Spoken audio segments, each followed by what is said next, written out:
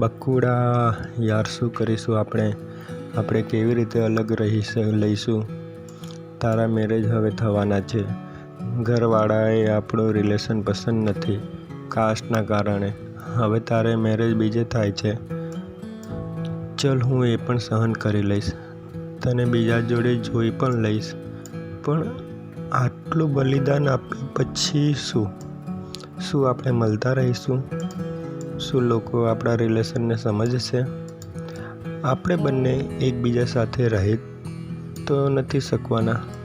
તો જે દિવસે આપણને આવો દિવસ જોવાનો આવ્યો ત્યારે શું થશે? યાર, તારી એક સ્માઇલથી મારા દિવસની શરૂઆત થાય છે. તારા એક ગુડ નાઇટના મેસેજથી મને ઊંઘ આવે છે.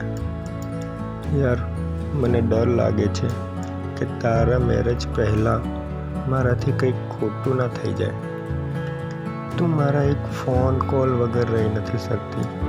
તો મેરેજ પછી તું શું કરીશ?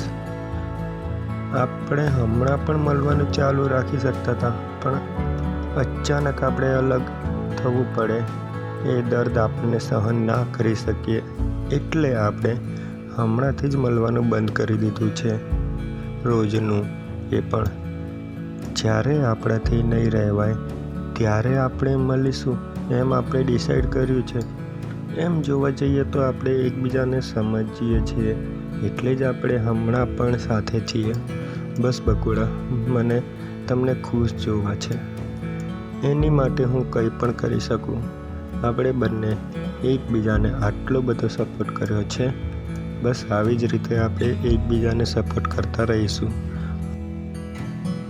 આપણો લવ એકબીજા માટે હંમેશા હશે જ અને રહેવાનો છે.